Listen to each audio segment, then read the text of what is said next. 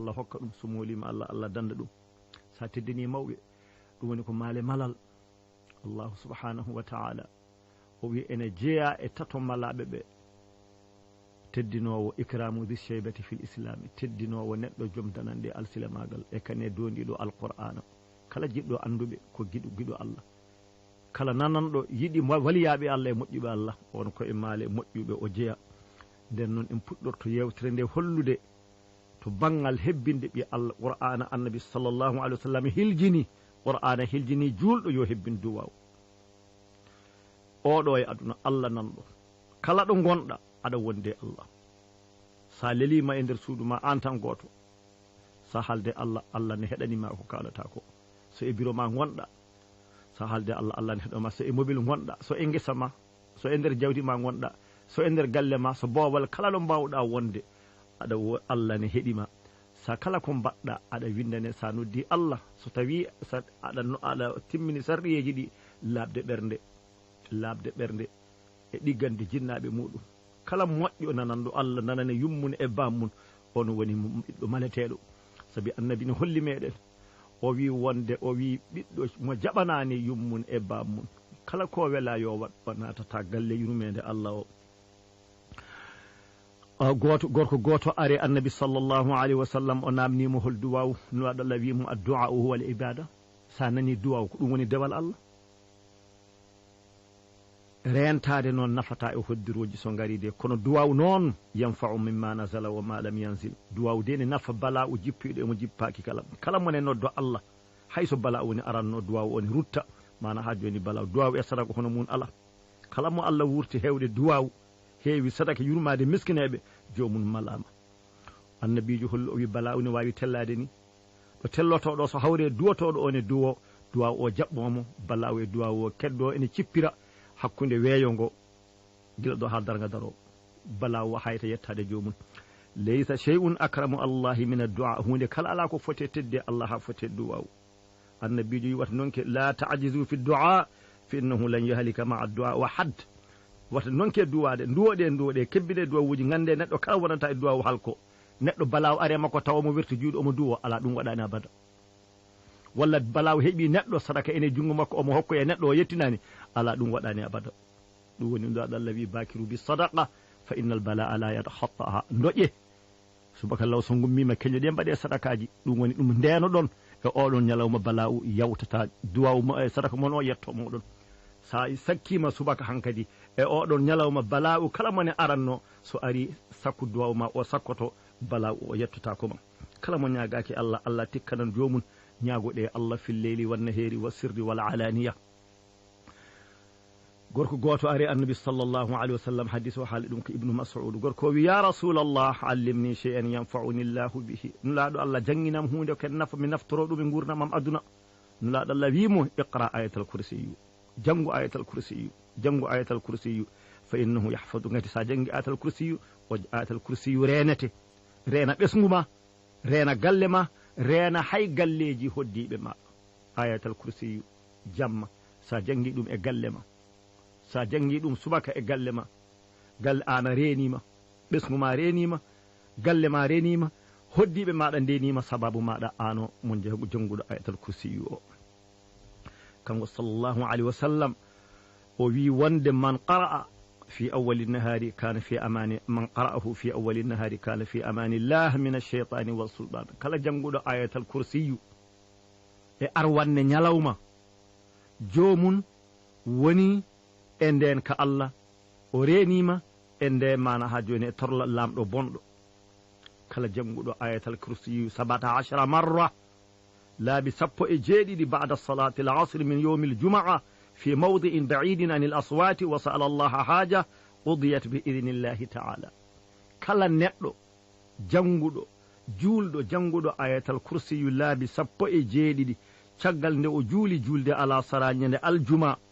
نكدو صوتوجي كيواني ناتا نجونيودا شغل نجول على سرا ñanga ayatal kursi laabi 17 haaju kala ɗon sa timmini haaju kala mo kolluɗa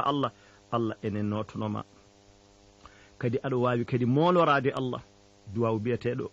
hasbunallahu wa ni'mal wakilu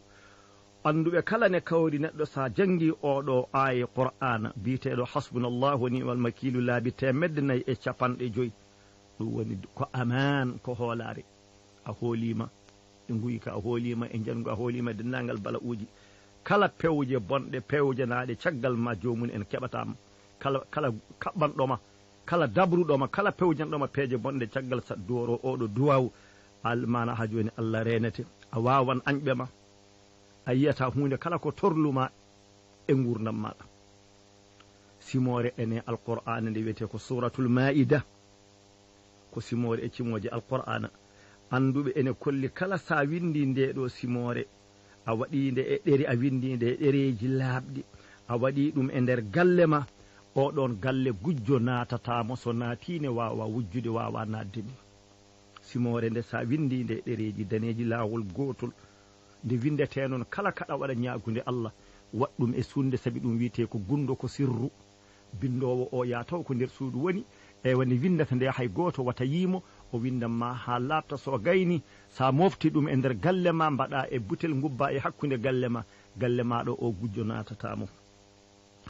kadi ayatal kursiyu walla mbiyen laqad ja'akum rasulun min anfusikum azizun alayhi ma anittum harisun alaykum bil mu'minina raufur rahim fa in tawallaw faqul hasbiya Allahu la ilaha illa huwa alayhi tawakkaltu wa huwa rabbul arshil azim kala janguɗo oɗo aya laabi jeeɗiɗi Allah heƴanmo dennagal hammeji makko aduna e lahara kala ɗum ɗo kala ko e gande ɓe anduɓe meɗen cuɓi wonande dendagal julɓe kala julɓe moƴƴuɓe malaɓe nananɓe Allah e jaɓanɓe Allahu subhanahu wa ta'ala simore nde qur'ana e nde wiye suratul ahzabi anduɓe ne kolli neɗɗo sa windinde a waɗinde e galle ma o heewan ƴamoɓe ɗum woni sey ka a jogui ɓiɓɓe rewɓe walla ɓiɓɓe worɓe yimɓe kala jiɗan resodirde e maɗa ɓiya debbo sontata ɓiya gorko kadi ronkata debbo barkinɗo ɗum ɗo kadi koye fayidaji ɗi anduɓen keeɓi e nder alqur'ana naftoɗo saabi aljulɓe joguiɗen tan ko qur'ana e deftere Allah nde hunde kala ko toon woni so en jaɓani Allah en nanani Allah kala ko noddirɗen Allah e ayeji qur'ana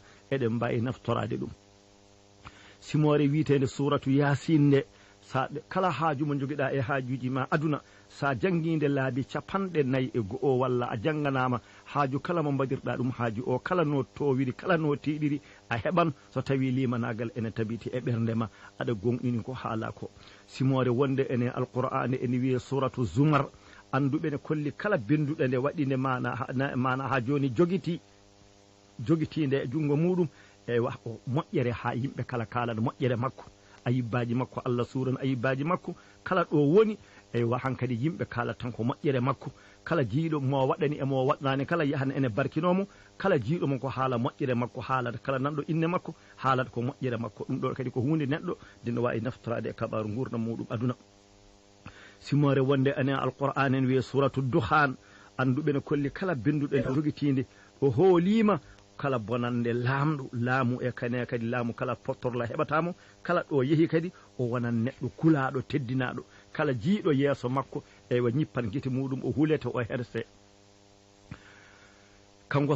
ha joni e nder mana fa'idaji mana ha joni qur'ana e barke muɗum annabi isa alayhi salam omo yahanno e lawol o ɓenni janale o yi malekaji ene lebta gorko goto e nder kabri muɗum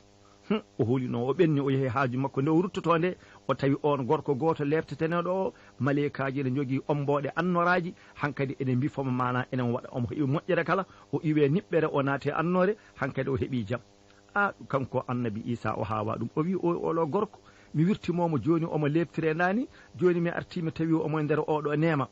ɗon Allah wahyini fewde annabi isa o wi annabi isa o wi o gorko mo jiiɗa e gurnam makko kala o wanno ɗum koye goofi Allah o gollani ko moƴƴi kono noon nde o mayata nde o woppi ɓiɗɗo gorko o hande yum makko nangi jungo makko nayimo to ceerno o fuɗɗiri jangindemo bisimillahi rrahmani rrahim nden suko o wi bisimillahi rrahmani rrahimi tan ɗum woni Allah wi joni minne kersum mino Allah haalata min lebta oɗo gorko omo yanade makko taw ɓinguel makko ene aduna ne haala indam mi wawa lebtudemo hankadi o yaafama ɗum ɗo ko barke kala ko jiiɗa e aduna ko inde Allah leydi ndi e leɗɗe ɗe sa yi leɗɗe ne dari ene kecciɗi ko inde Allah rewda ɗon sa yi toɓane ara ko inde Allah rewda ɗon hendu ɓumru so dogi sa yi hunde kala ko jiiɗa ko barkini sa yi ɓi adama a heeɓi hakkille a ƴoƴi a heeɓi barke aɗa yaha a doga aɗa ara ko inde Allah rewdaɗo nden noon bisimillahi rrahmani rrahimi kala baɗɗo ɗum coccorgal muɗum jomum malam kala nanguɗe mana hunde kala kaɗa golla e aduna sa fuɗɗorima bisimillahi rrahmani rrahim a hersata e ɗe ɗon golle ɗum woni a waynima Allah a wondani Allah bisimillahi rrahmani rrahim ko adide gollata hunde kala bisimillahi rrahmani rrahim saɗa naata suuduma bisimillahi rrahmani rrahim saɗa naata e mobile ma bisimillahi rrahmani rrahim saɗa naata miside walla ɗa yalta miside bisimillahi rrahmani rrahimi saɗa ummo ari yahe kala haaju mo gardinɗa so ɗum woni e hunuko ma ardimama Allah moƴƴinan dendagal haajuji maɗa kala maleɗa aduna e lahara kono noonne to banggal salatu ala nabiyi annabi sallllahu alayhi wa sallam o wi neɗɗo e am ɓinguel adama so caɗele gaari e maɗa so tampere ari so ñabbuli gaari so ganuma ali sa huuli o wi hebbin julde annabi sallllahu alayhi wa sallam julde annabijo noon sona mbatta hen wa alihi o de allahumma salli ala seydina muhammadin wa ala alihi wa sallim neɗɗo kadi so wawi waɗat ɗum hoore mum kanum tan kadi anduɓe ne kolli saɗa wawi sa jangguimo kadi laabi ujunere e ñalawma ɗum ko jiɗɗa kala a heeɓi ene wayno sa janggi qul wallahu laabi ujunere e temedere e sappo e goho ɗum ne kadi haajuma kala humtima ɗum waɗi sallllahu alayhi wa sallam o yi jibrilu serani ne waajomo nde are makkala wiya ya mouhammad ene wasiyomo yo daro jamma ha gandumi moƴƴuɓe leñolam ngol ɗanota ko jamma worɓe de daɗodirta ko jamma ay to jamma to moƴƴuɓe suɓaɓe Allah ko toon daɗodirta toon to jamma to sirruji ɗi ko toon woni so tawi kadi neɗɗo a yiɗi ɗannade an ka joom galle aɗa yalta galle ma wonɗo jahata nelagal aɗa yiya mission wonɗo jahata sa darima e damal galle ma a nangui damal galle maɗa a jangi qul wallahu laabi sappo e go'o a yalti galle ma a renoto an o to jahata to galle ma o renoto a artane galle ma o tawta jam jam hunde bone kala watta caggal maɗa torɗa watta caggal maɗa ɗo kadi ko hunde nde andu mbaɗi mana ko eɗen ndentoro kabaru galleji meɗen so tawi kala Allah hokkima a dañi haaju mawɗo e Allah haaju o tiiɗi aɗa yiɗi humtude haaju o aɗa yiɗi hollude Allah golle ko poɗɗa wadde ko ɗeɗo ummo daroɗa ɓama salligi keso hay saɗa wonduno e salligi ɓam salligi goɗɗo jaaha nokkuɗo yeewi naata suudu ma gudda tawa hay goto wiyatama so wona Allah tedduɗo towɗo o to nder suudu maɗa to walla ɗo jewɗa ɗo miside maɗo walla nder ladde toon juula darɗe nayyi ɗe ɗe jokkodira taw ko salminandu woturu darde adanne nde jangga fatiha lawol gotol gadda hen basmala bisimillahi rrahmani rrahim alhamdulillahi sa gayni mbaɗa hen qul huwallahu jangga bisimillahi rrahmani rrahim qul huwallahu ha sumore nde suura laabi sappo e go'o a heeɓi darde wotere darde ɗimmere nde jangga kadi suratul fatiha ma al basmala lawol gotol qul huwallahu ma al basmala laabi nogase ɗiɗi darde tataɓire nde jangga fatiha lawol gotol wondude basmala o pawa hen qul wallahu laabi capantati e go'o darde nayɓire nde ganda fatiha lawol gotol wondude basmala pawa hen qul wallahu laabi capannayyi e go'o a heeɓi darɗe nayyi joɗoɗa gadda tahiyyama o calmina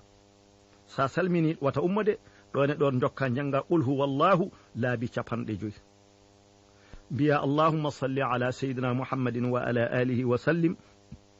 laabi capanɗe joyyi astaghfirullah laabi capanɗe joyyi la hawla wala quwwata illa billah laabi capanɗe joyyi sa gayni ɗum ɓamto juuɗe ma kalna Allah haaju maɗa o ñumano Allah gundanoɗamo tiiɗalla mo gonduɗa o haaju mawɗo mo joguiɗa mo jiɗɗa o gaynanma o kolla Allah anduɓe kala ne kawri ɗum ɗo sa waɗi ɗum so ñamande woni wonno e dow ma ñamande Allah wallete nde yoɓe so tawi ko ka tumaranke ladde gonɗa aɗa yiɗi hodde aɗa toobi onne kadi neɗɗo ma walla neɗɗo ma ne yoole ladde aɗa yiɗi arta e maɗa sa waɗanimo nde onde ɗo juulu joomo o artan so tawi kadi ka tiiɗaɗo ɓesgu sa ñaguima Allah Allah hokkete ɓesgu kala haaju tiiɗɗo walla hayso neɗɗo ma ene ɓili aɗa ñaagui Allah yo Allah ɓiltumo sa waɗi ɗum ɗo sa waɗanimo ɗum omo ɓilto neɗɗo ko ɓuuri tengtu ɗum woni hande darsu oɗo joweten ɗo en kollan tan hunde kala ko neɗɗo ne waɗa yo ardin Allahu subhanahu wa ta'ala man kana lillahi kana Allahu lahu sa wonani Allah Allah wonanma worɓe daɗodirta koto banggal anniyaji moƴƴi rewɓe ko toon daɗodirta kala de mo Allah mo hokki ɓernde moƴƴere jiɗana hoorema jam jiɗana janano jam ɓesgu ma jiɗna ɓesguji janane jiɗa ɓesguji janani annabi Musa alayhi salam nde o yiɗi yidude Allah nde Allah wi yo hoor ɗum woni yo waɗa halwa balɗe 50 o timmini ɗum o socci Allah wi ɓeydu hen balɗe 10 goɗɗe nden o waɗi balɗe 50 omo decci halwa o timmini Allah wi Musa a timmini golle kono noon mi haaldata e maɗa so wona mbaɗanami ngel ɗo gueɗel o wi jomam hon e gueɗel o wi Musa yaatu miskineɓe Allah wonɓe e laabi ɓe ngala hunde ɓe beltinaɓe jooɗoɗa e banggue mabɓe jewtida e mabɓe mbaɗnaɓe hunde haaɓe ha jewton haaɓe jala soɓe jaali ngara kalde saɗa narta Allah nartuma to miskineɓe annabi ɓe namnama kanko Allah subhanahu wa ta'ala Allah wi o wi asman o heƴanimo o heƴata e asman o heƴata e leydi ndi hoto hoto taɓete saɗa darda Allah ƴewma to ɓerɓe miskineɓe ɓe yimɓe ɓe ganduɗa ɓe kay hankadi ala fof koɓe mbabani koye mabɓe sona koɓe mbaɗana sa naati toon Allah heɓan toon Allah jiiɗe ɓiɓɓe jananɓe Allah yiɗa ɓiɓɓe moɗon balle ɓesgu janani Allah walla moɗon man kana lillahi kana Allahu lahu bandiraɓe hamin kawre moɗon lawol gongol eɗen barkino Allah subhanahu wa ta'ala assalamu aleykum wa rahmatullahi ta'ala wa barakatuh سلام على السيد المصطفى حبيبي محمد إمام الهدى سلام على السيد المصطفى حبيبي محمد إمام الهدى كريم السجايا جميل الشيم نبي البرايا شفيع الأمم شفيع مطاع نبي كريم وسيم جسيم بسيم وسيم سلام على السيد المصطفى حبيبي محمد إمام الهدى سلام على السيد المصطفى حبيبي محمد إمام الهدى